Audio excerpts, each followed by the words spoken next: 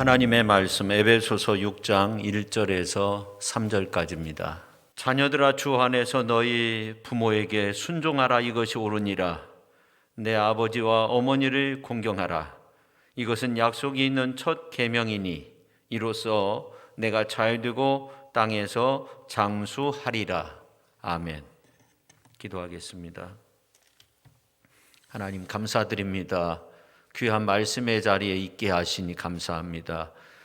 말씀을 통해 은혜 받게 하시고 우리의 삶이 새로워지는, 말씀을 전하는 자나 듣는 자가 복이 되어지는 축복의 시간으로 성령 하나님 함께하여 주옵소서. 예수님의 이름으로 기도하옵나이다.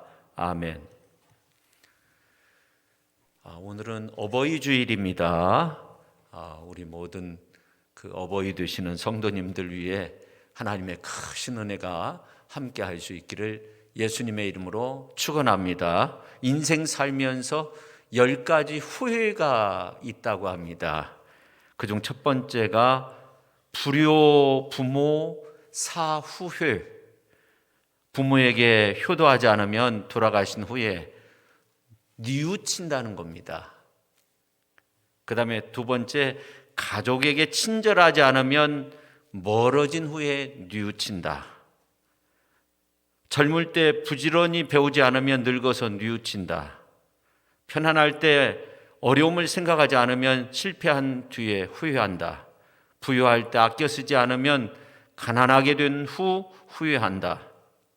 봄에 밭 갈고 씨 뿌리지 않으면 가을이 된 후에 후회한다. 담장을 미리 고치지 않으면 도둑 맞은 후에 후회한다. 이성을 삼가지 않으면 병든 후에 후회한다. 술 취해서 망언한 것은 술 깨고 난 후에 후회한다. 손님을 잘 대접하지 않으면 손님이 떠난 후에 후회한다.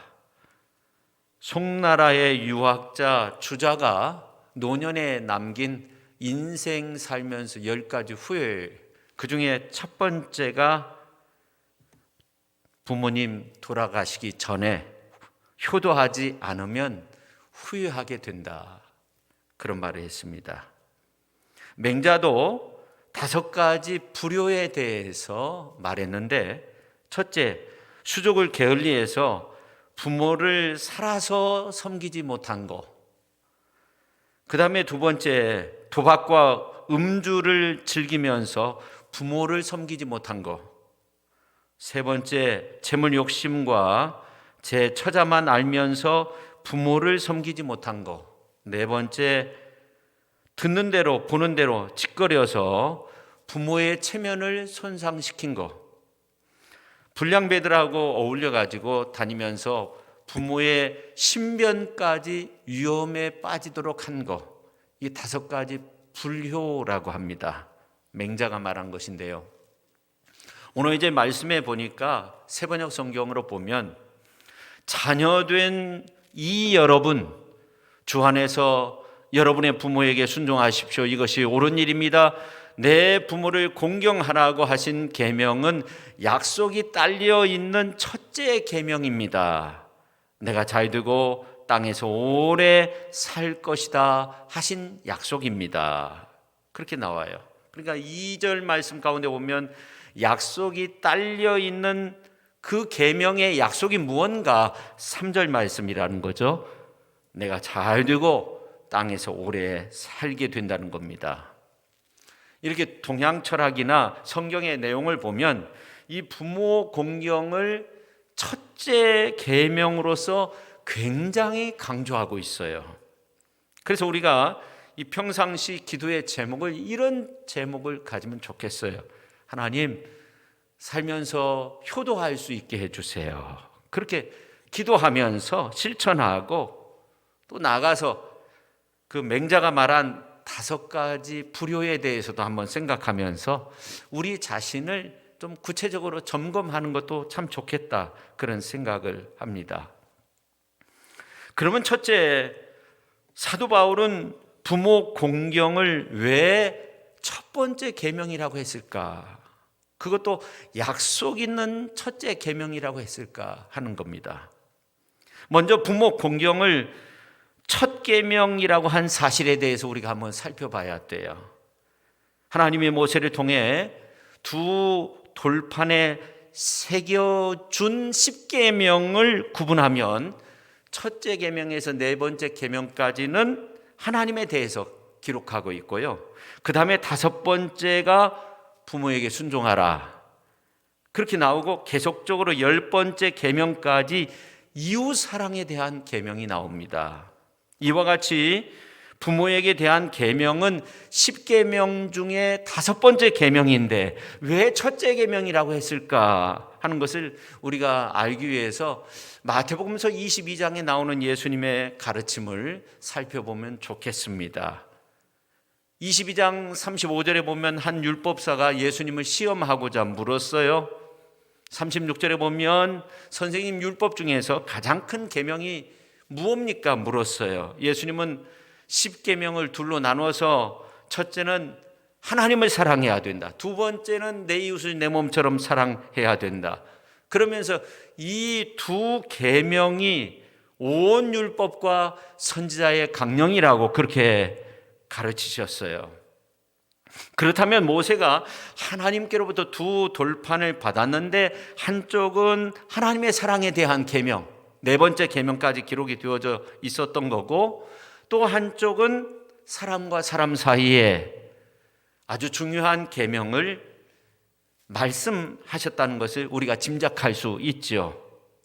이렇게 10계명의 내용이나 예수님의 온 율법과 선지자의 강령에 대한 말씀을 살펴볼 때 이 10계명의 다섯 번째 계명은 모세가 받은 두 번째 돌판에 기록된 계명 가운데 첫 번째 계명으로 우리가 짐작할 수 있는 거죠.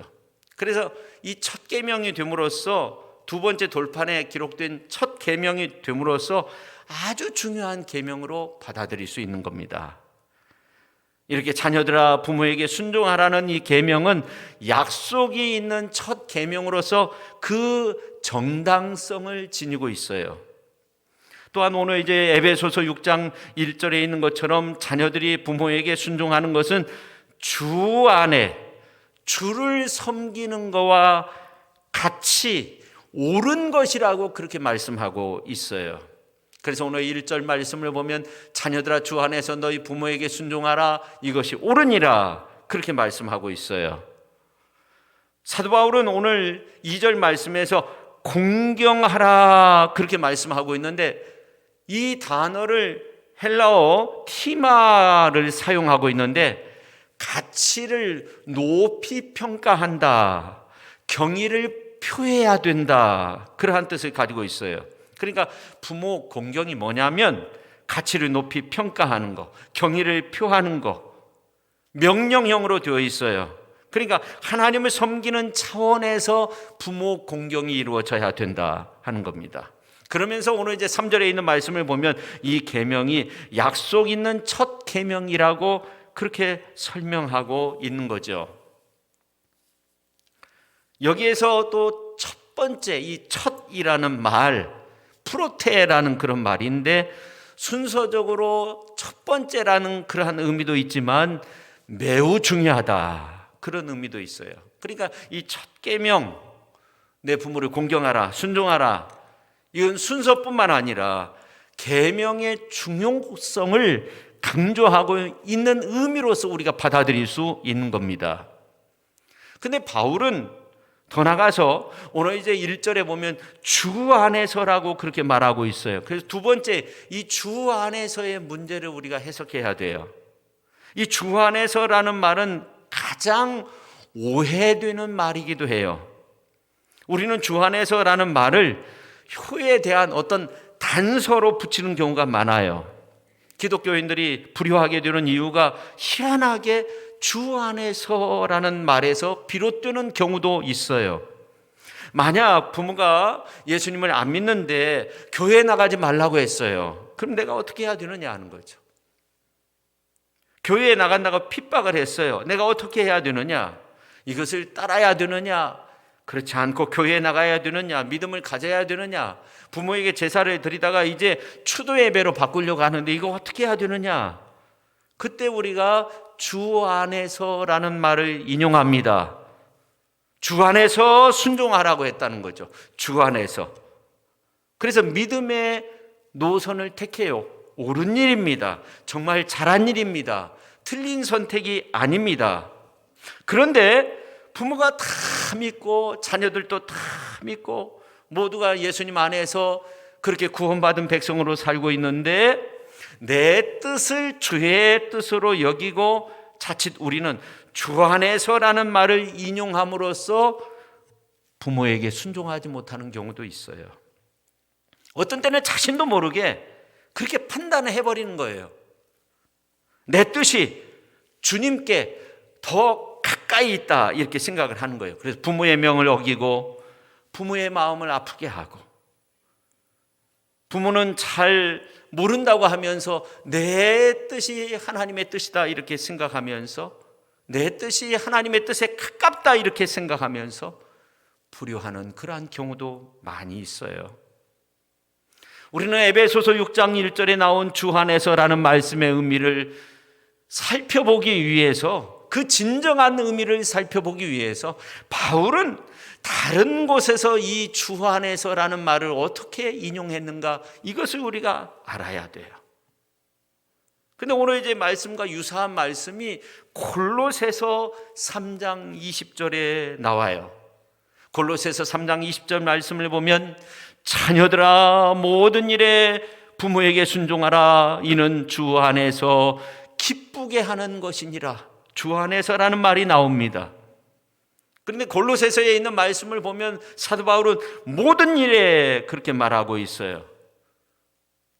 그리고 에베소서에 나오는 이것이 옳으니라라는 말이 골로새서에 있는 말씀을 보니까 이는 주 안에서 기쁘게 하는 것이라고 그렇게 말씀하고 있어요. 성도 여러분, 자녀들이 부모에게 순종해야 할 의무는 그야말로 고대 어느 지역 어느 세계에서든지 당연한 것으로 받아들여졌습니다. 근데 우리가 생각해야 될 것은 이 부모라는 것이 중요한 거예요. 부모. 어떤 경우는요, 아버지는 존경하지 않아요. 평생 원망하면서 지내는데 어머니는 그렇게 존경하면서 지내는 분도 있고 그 반대로 아버지는 존경하는데 어머니는 평생 원망하면서 그렇게 지내는 자녀들도 있어요. 근데 이 부모라고 그렇게 말씀하고 있잖아요. 오늘 성경은 이 부모는 고누신이라는 헬라어인데 아버지를 뜻하는 복수형이에요. 그러니까 단수형이면 아버지고 복수형이면 부모가 되는 거예요. 똑같은 거예요. 그러니까 부모께 감사하는 마음은 같아야 되는 거예요. 어머니나 아버지나 평생 한 분은 미워하고 한 분은 정성스럽게 잘 사랑으로 그렇게 대하고 그래서는 안 되는 거예요. 똑같이 그렇게 해야 된다는 복수형이에요. 무슨 특별한 부모라는 단어가 나오는 것이 아니라는 거죠. 그래서 오늘 혹시라도 여러분 인생 살면서 그런 어려운 문제가 있다고 한다면 이 시간 회개하시고 여러분 그런 문제에서 자유함을 얻으시기를 주님의 이름으로 축원합니다. 이 순종하라는 이 말 헬라어로 휘파크에테라는 말인데 귀를 기울여라, 경청하라 그러한 의미를 가지고 있어요. 그러니까 만약 자녀가 부모에게 불순종하는 것이 있다고 한다면 그것은 어떻게 되는 거예요? 이거는 악행인 거예요. 그리고 말세의 하나의 어떤 징조로서 간주되는 엄중한 일이라고 성경은 그렇게 말씀하고 있어요. 그래서 오늘 이제 자녀들의 순종은 부모에 대한 자녀의 순종은 똑같아야 되는데 에베소서 6장 1절에 나온 것처럼 주 안에서 이루어져야 된다는 거예요. 이것은 단순히 이제 부모와 자녀와의 그러한 관계가 이제 주종의 관계가 아니라 그야말로 그리스도 안에서의 어떤 제자처럼 주 안에서 그런 관계의 기초를 두고 있다는 거예요. 그렇게 부모를 따르고 순종하며 살아야 된다는 겁니다. 그리고 이제 자녀들아 그렇게 말씀하고 있는데 테크논이라는 이런 말인데 양육 과정 속에 있는 자녀만을 포함하는 것이 아니라 성인된 자녀까지도 포함되는 거예요. 우리 모두가 오늘 말씀에 귀를 기울여야 된다는 겁니다. 에베소서에만 나오는 이것이 옳으니라에 해당하는 이 말은 또 우리가 어떻게 해석을 해야 되냐면 이건 공동체에 꼭 필요하다는 거예요. 어떤 공동체가 질서를 유지하는데 이건 꼭 누구는 해당되고 안 되고 이런 것이 아니라 이것이 옳다는 거예요. 자녀들아 부모에게 순종하는 것이 이것이 옳다는 거예요. 다 옳다는 거예요.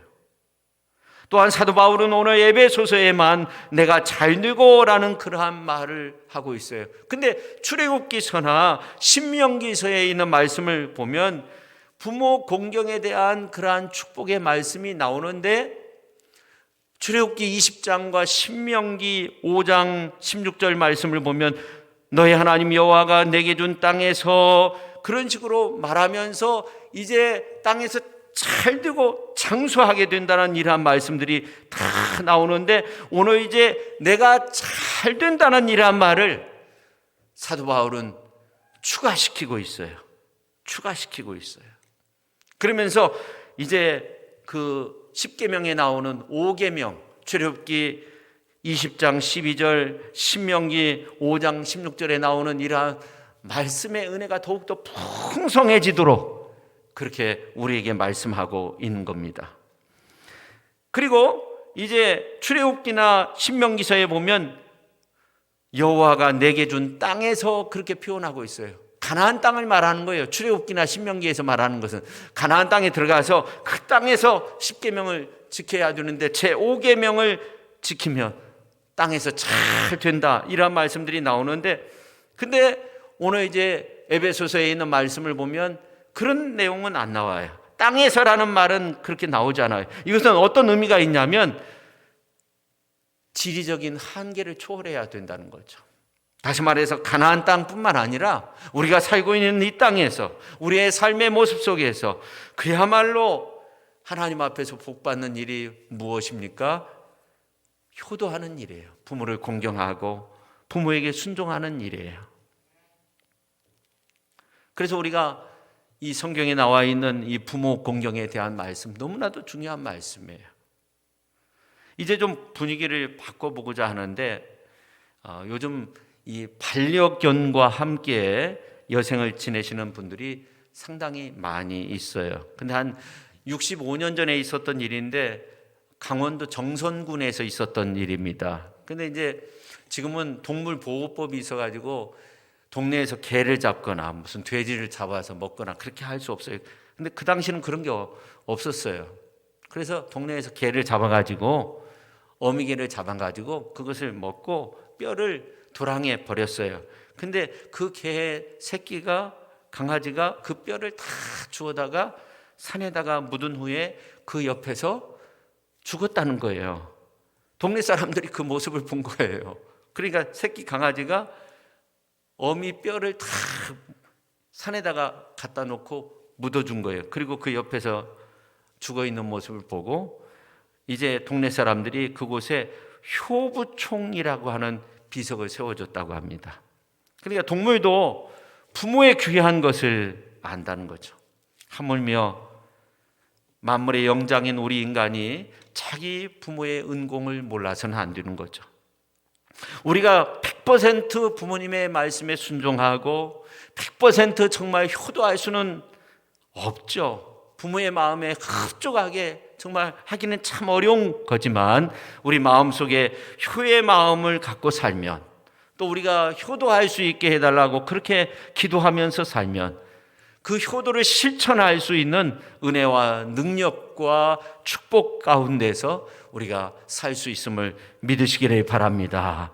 부모를 공경하시기를 바랍니다. 출애굽기 20장 12절에 보니까 내 부모를 공경하라 그리하면 내 하나님 여호와가 내게 준 땅에서 내 생명이 길리라 그렇게 말씀했습니다. 신명기 5장 16절에 보면 너는 내 하나님 여호와께서 명령한 대로 내 부모를 공경하라. 그리하면 내 하나님 여호와가 내게 준 땅에서 내 생명이 길고 복을 누리리라. 그렇게 말씀했습니다. 오늘의 말씀 에베소서 6장 1절에 3절에 있는 말씀을 보면 자녀들아 주 안에서 너희 부모에게 순종하라. 이것이 옳으니라. 내 어머니와 아버지와 어머니를 공경하라. 이것은 약속이 있는 첫 계명이니 이로써 내가 잘되고 땅에서 장수하리라. 그렇게 말씀하고 있습니다. 여러분, 예수님께서 죽음의 순간 십자가상에서 어머니를 바라보시면서 하신 말씀이 있어요. 여자여 보소서 아들이니이다. 그리고 옆에 있는 제자 요한한테 보라 내 어머니라. 그렇게 말했어요. 자, 여기에서 여자라는 이 말은 최고로 공경하는 그런 단어입니다. 그냥 한글로 여자여 그렇게 표현하고 있지만 여성을 부를 때 최고로 존경하는 단어 헬라어로 그렇게 표현하고 있어요. 여자여. 그러니까 예수님은 죽음의 순간에도 어머니를 최고로 공경하고 사랑했던 거죠. 그리고 제자 요한에게 어머니를 맡겨드리고 십자가상에서 죽으신 것입니다. 그런 예수님의 어떤 효심, 또 어머니께 바친 그러한 존경, 우리도 배워야 되는 거죠. 성도 여러분, 눈앞에 보이는 부모에게 효도하지 못하는 사람이 어떻게 보이지 않는 하나님 앞에 경배하고 예배할 수 있겠습니까? 십자가상에서 예수님이 하신 아들이니이다라는 이 고백을 여러분 한번 묵상해 보세요. 그리고 예수님 때문에 우리가 부모님을 공경할 수 있어야 됩니다. 세 번째, 부모 공경의 중요성에 대해서 우리가 한번 살펴봐야 됩니다. 왜 이렇게 부모 공경이 중요하고 강조되는가 하는 거예요. 우리가 한번 생각해 봐야 돼요. 우리가 이 세상에서 처음으로 만나는 그 권위가 뭐냐면 부모의 권위입니다. 그리고 그 다음으로 우리가 숱하게 많은 유형의 권위들을 만나게 되죠. 그러면서 우리의 삶이 아름답게 형성되어 간 것입니다. 그런데 이러한 숱한 권위들과의 바람직한 조화를 위해서 요청되는 최고의 덕이 뭐냐면 부모 공경해야 된다 하는 거죠. 근데 중요한 사실은 부모에 대한 순종을 배운 사람이 사회에서도 올바르게 처신하고 행동할 수 있다 하는 겁니다. 그럼 예수님은 어떠셨는가? 예수님은 하나님과 동등한 분이셨지만 하나님의 아들이셨죠.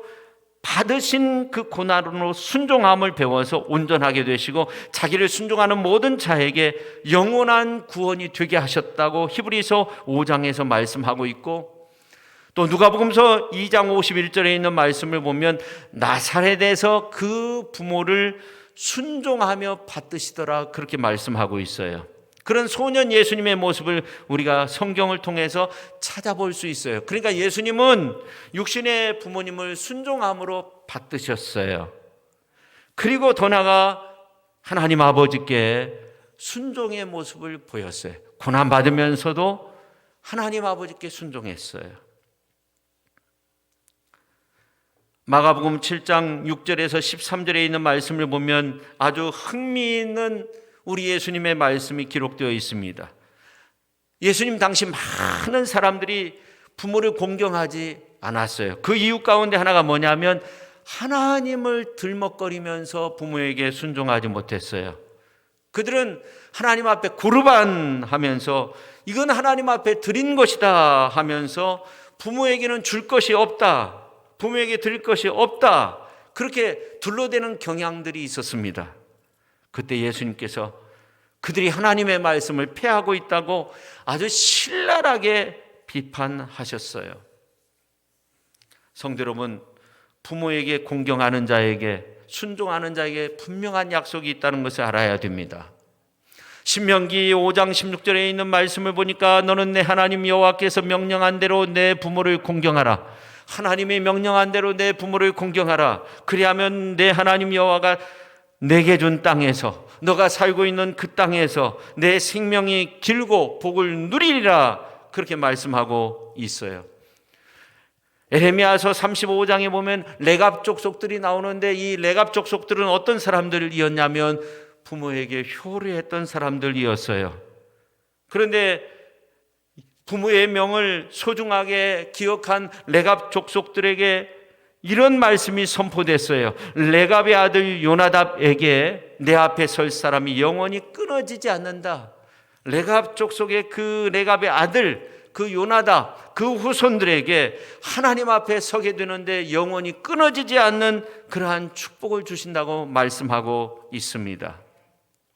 에베소서 6장 3절에서는 부모님을 공경함이 축복과 장수의 비결이 된다고 오늘 성경은 우리에게 말씀하고 있습니다. 잘 된다고 말씀하고 있습니다. 형통하게 된다고 말씀하고 있는 겁니다. 이 말은 야타부라는 그런 말인데 만사가 기쁨이 충만한 가운데 모든 것들이 원만하게 잘 진행되는 가운데서 살게 된다고 그렇게 말씀하고 있는 겁니다.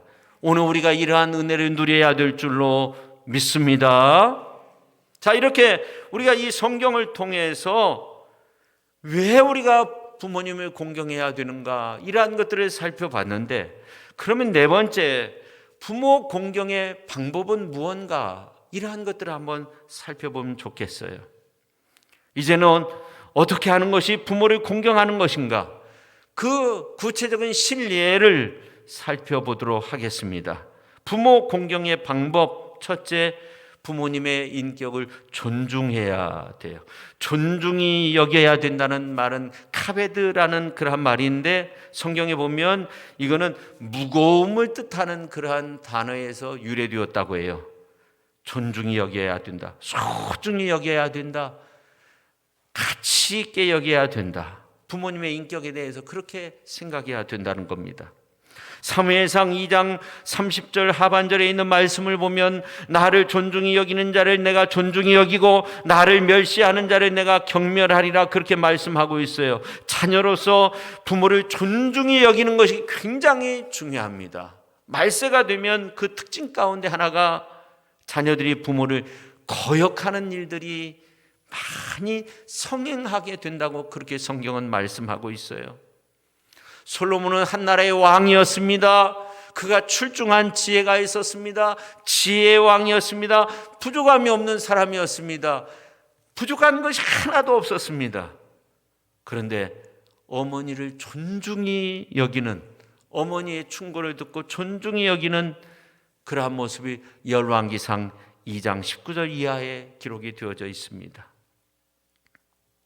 그렇다고 성경은 결코 부모님에 대한 어떤 노예적인 복종의 원리로 효를 말하고 있는 것은 아닙니다.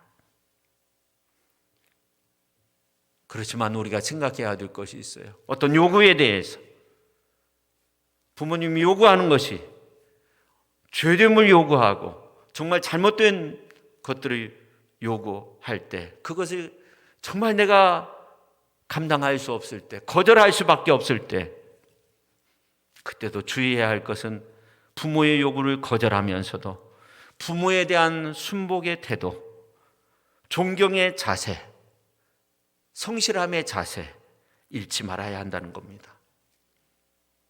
다니엘이 왕의 명령을 거절하면서 왕에 대해서 그가 취했던 그 대답, 아름답고 겸허한 태도가 있었어요.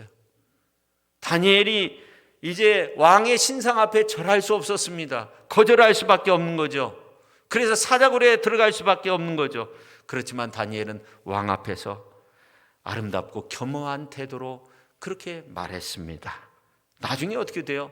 다시금 다니엘이 아름답게 쓰임받게 되잖아요. 여러분, 부모님께 우리는 애정을 쏟아야 됩니다.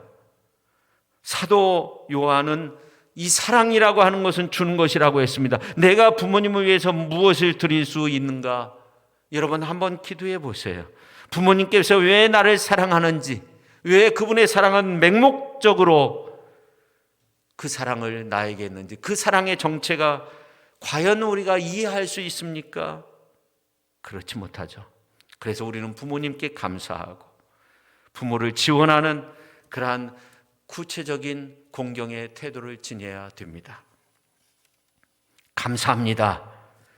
그 작은 언어 앞에 평생의 노고, 희생, 땀방울, 눈물의 기도, 이러한 것들을 자랑스럽게 여기면서 추억하시는 분이 우리의 부모님이십니다. 사도 바울은 디모데전서 5장 8절에서 이렇게 말했습니다. 누구든지 자기 친족, 특히 자기 가족을 돌보지 아니하면 믿음을 배반한 자요, 불신자보다 더 악한 자라고 했습니다. 사랑하는 성도 여러분, 성경은 부모의 영역 안에 또 다른 인격을 포함시키고 있다는 사실도 우리가 알아야 됩니다. 사무엘상 24장 11절에 있는 말씀을 보면 다윗이 그 나라의 통치자였던 사울에게 내 아버지여라고 그렇게 표현하고 있습니다. 열왕기사 5장 13절 말씀을 보면 이방 나라 나아만의 종들이 나아만에게 내 아버지라고 그렇게 칭하는 것을 볼 수 있습니다. 신앙의 가르침을 베푸는 영적 지도자에게도 부모처럼 섬기고 따랐던 그 예를 성경 열왕기하 2장 12절에서 볼 수 있는데, 엘리사가 승천하는 스승 엘리야를 향해서 내 아버지여 내 아버지여 그렇게 외쳤습니다. 이런 신앙의 모습들은 신약에도 계승돼서 사도 바울이 갈라디아 교회, 고린도 교회 성도들에게 나의 자녀들아 그렇게 표현하기도 했고, 디모데에게 내 아들아 그렇게 사도 바울은 불렀습니다. 그렇습니다. 성경은 공동체 안에서, 신앙의 공동체 안에서 연로한 노인 모두를 부모님처럼 그렇게 섬겨야 한다고 그렇게 말하고 있어요.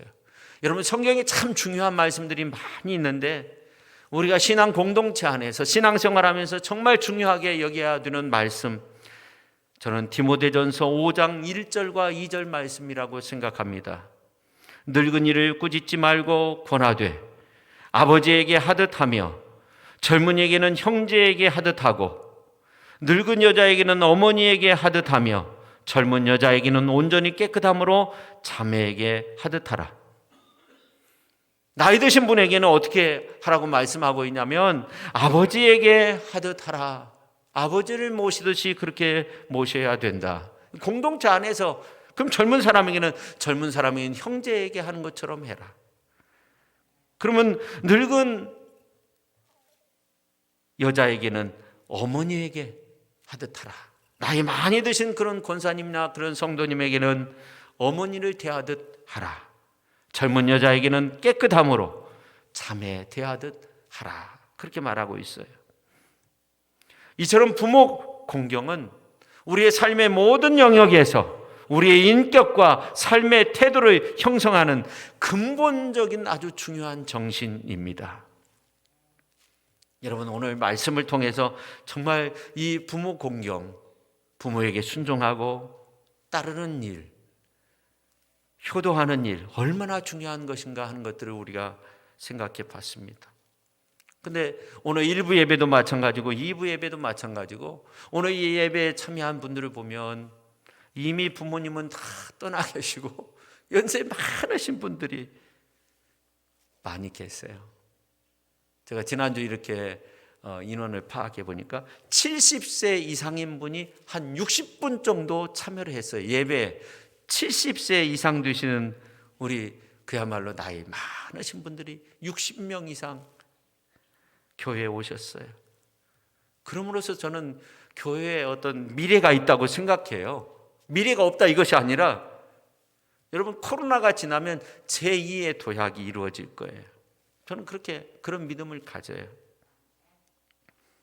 왜냐하면 나이 많이 드셔도 그 신실한 신앙 변함이 없잖아요. 또 자녀들도 다 구원받게 하고 나도 구원받고 자녀들도 구원받고 그러면 교회는 아름답게 성장해 나가는 거예요.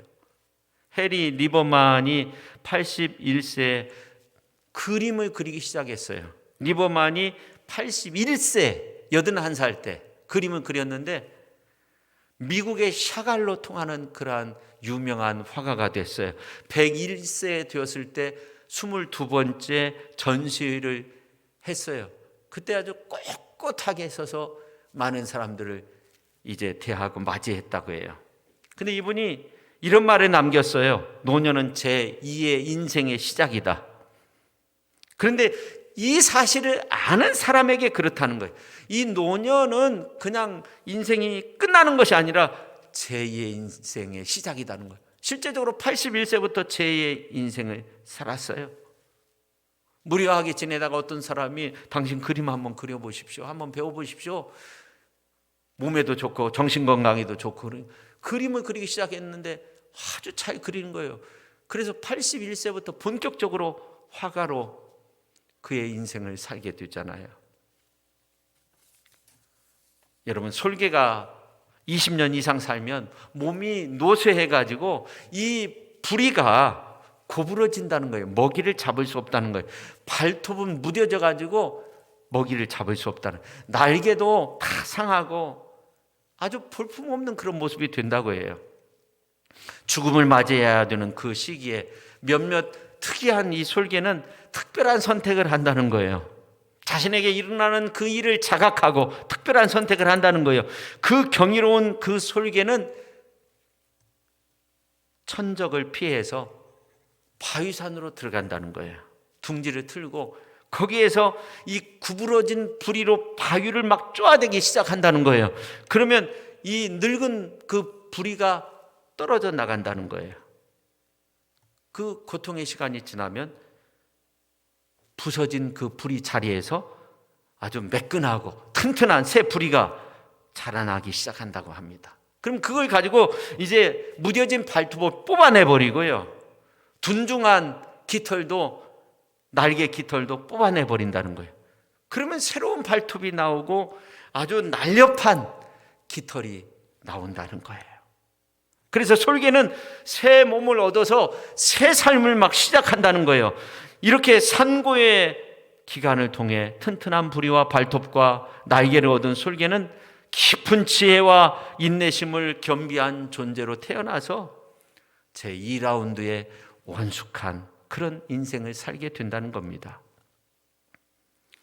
그런데 제2라운드의 그 삶을 사는 극소수의 솔개에는 공통점이 있다고 합니다. 그것은 뭐냐면 그들은 자신이 속한 무리에 휩쓸려서 떠밀려서 그렇게 움직이지 않고 그냥 모든 것을 포기하는 것이 아니라 자기가 지금 무엇을 해야 되는지를 알고 자각한다는 거예요.